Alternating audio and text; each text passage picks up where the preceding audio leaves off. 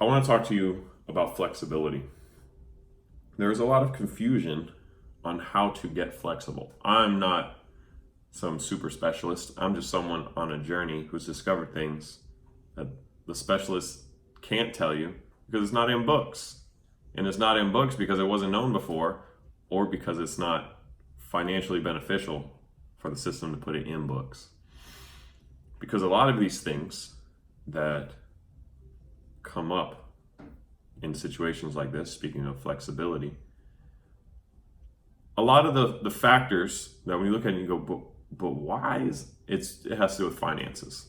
There's some type of way that them taking a power from you gives them money. Because if they take your power away, you have to get it from them.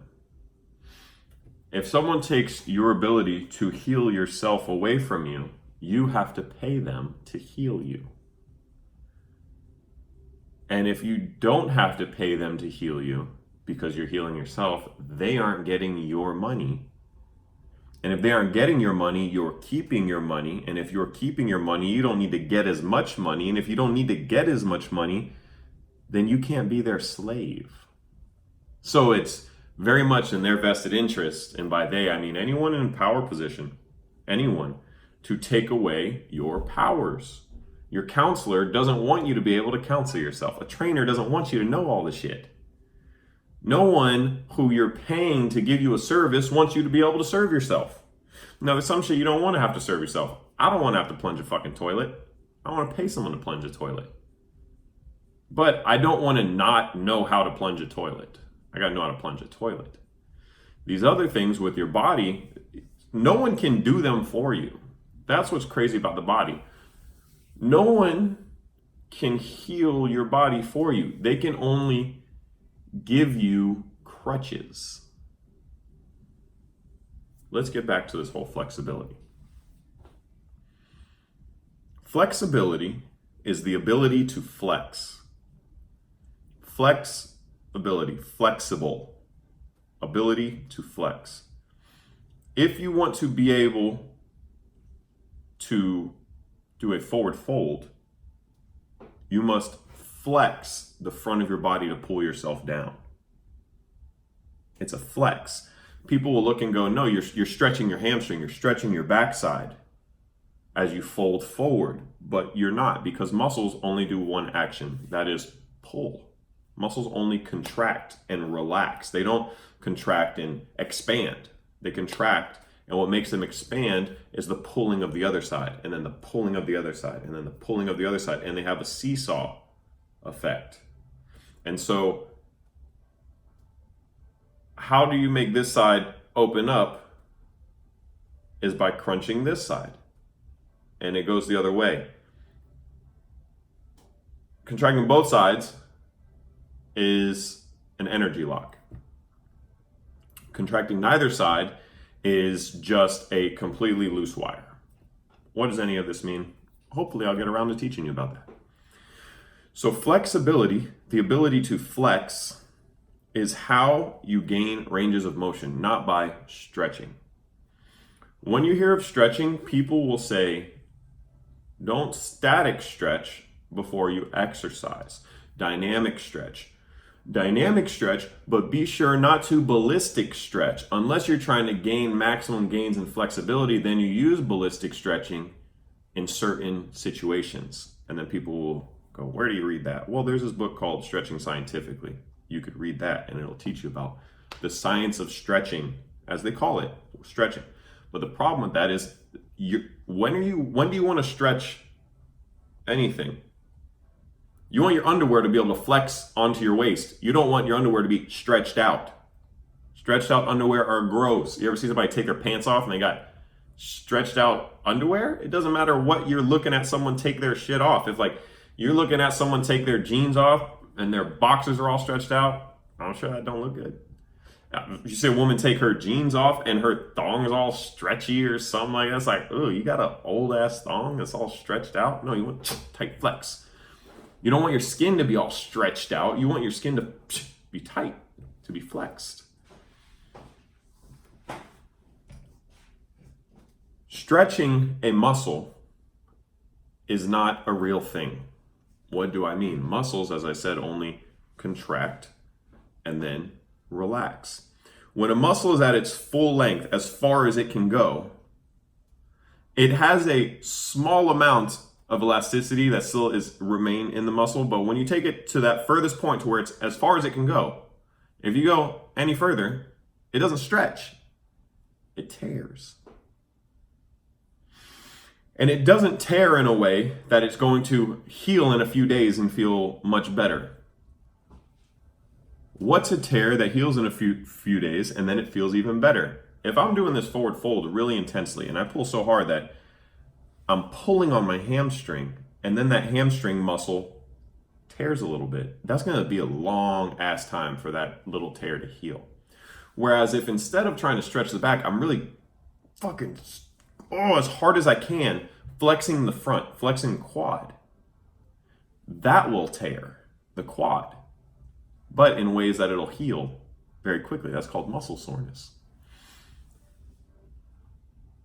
When your muscles are being flexed in these ways, it causes the reciprocating muscles to relax. These are different type of flexing. These are type of what they would call stretch reflexes that the body has. You have your Golgi tendon, you have the muscle spindles, and you have reciprocal inhibition. So you use these, which these are just fancy terms of shit that goes on in the muscle that causes what I'm speaking about to actually manifest. I don't want to go into that technical side of it. I can totally go down that technical side if people want that. I want this to be very simple for people to understand. Fucking flex. When I am out here, if my arm is extended all the way to where as far as my bicep can go, let's say something's pulling it out there, and this is relaxed, this is vulnerable. When this is out here and this is tight, this is no longer as vulnerable. Because now the structure is being supported. And because this is supporting so well, this can relax more. And what happens is when this relaxes more, one, your nervous system, everything recognizes we went further than we could go, and it's still safe because this is so tight. So now your system, your unconscious system, won't be afraid to go there. It'll be totally okay with going there because you've strengthened the opposite side. In a relationship, if you have two people, doesn't matter, man, woman, woman, man, this color, that color, fucking whatever. If you have a relationship and both people are very tense, it's gonna be like this all the time and it's gonna break down. If you have two people in a relationship and they're very, relaxed about everything, there's just no structure to it and they just risk injury by carelessness or in a lack of strength. However, if you have that relationship and someone's constantly tense and someone's constantly relaxed, it's going to end up wearing on one side. This side's going to feel way too over-tensed, constantly stressed, and this side's going to feel way too stretched out, like they can't be any tense because this is too fucking tense. And then it works in the reverse. The balance is this. This is not balanced. This is not balanced. Always not balanced. Always not balanced. Balanced. So your muscles, posture. If you're up here, talking about so imagine this, yes? If your front side is closed all the time, your backside all the time is going to be open. What does that mean? This side will feel like it can never properly contract, and it can't. What is it going to feel like? This side can never relax. Why? Because this side feels, if I relax, this side's so relaxed, there will be no support and will fall apart. And then this side goes, I can't actually pull because this one's pulling so much that if I pull, we will have no motion. Because what happens is if when you're like this, if this is locked and this is locked, you have that energy lock, nothing's moving anywhere. You see, if only my bicep is firm, right? Then I can't really go that way, but I can go this way. If only my tricep is firm, then I can't really go that way, but I can go that way. If I lock both, then no matter how hard you hit, this isn't going to go anywhere because you locked the energy. In the same way, if you have this, the energy's locked. And if the energy's locked, where does it weigh? On the joint, and it destroys your cartilage.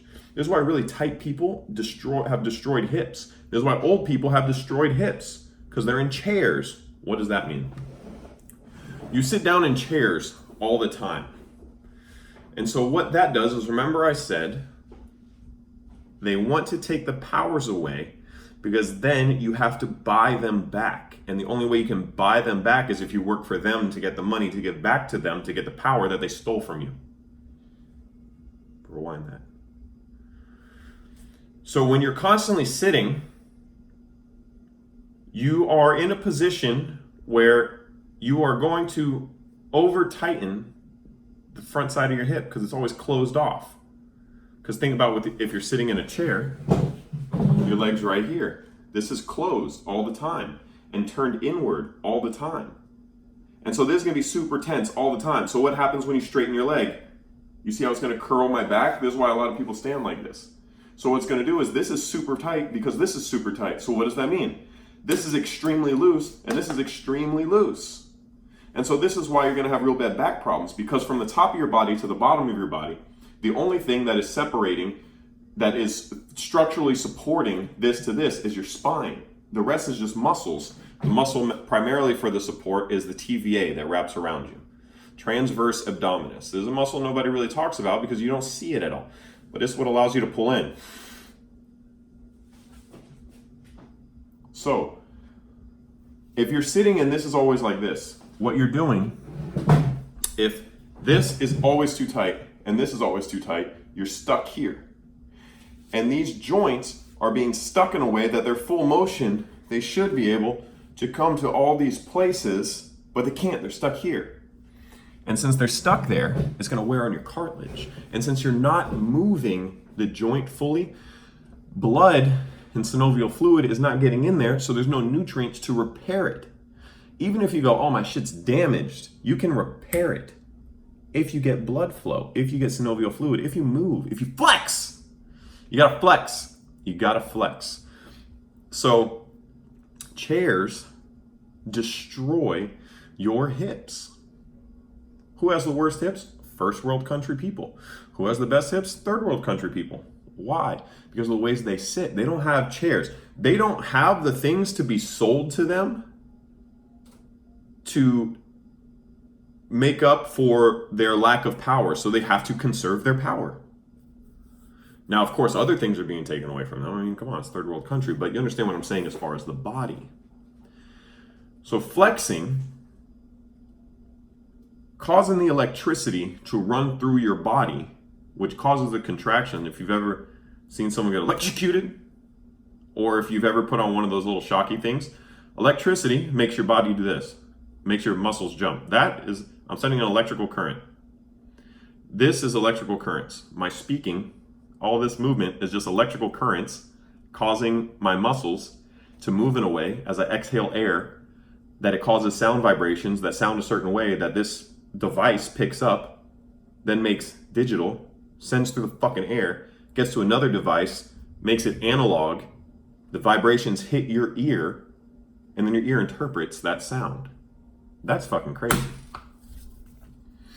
That's fucking insane. And it all comes from electricity. It's all electricity. Electricity. Electricity and magnetism. So electricity is what causes your body to be. The difference between a person that's alive and a person that's dead is electricity. If you're alive, you have electricity.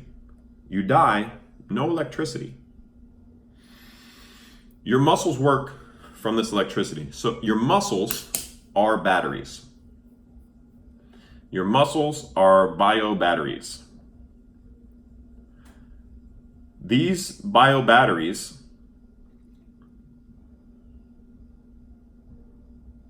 just like normal batteries work better when they have better conductivity, both from within and in their connections to other things. What do I mean?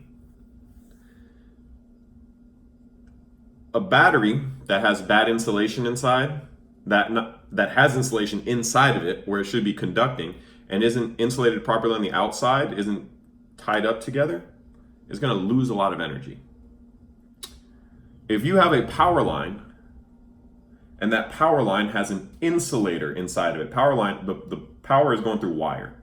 If you put rubbers and styrofoams inside that, it's going to block how far that current can go and how much power you can put through it. You take out those things, it can go way further, way faster. You become more conductive. Your body works the same way.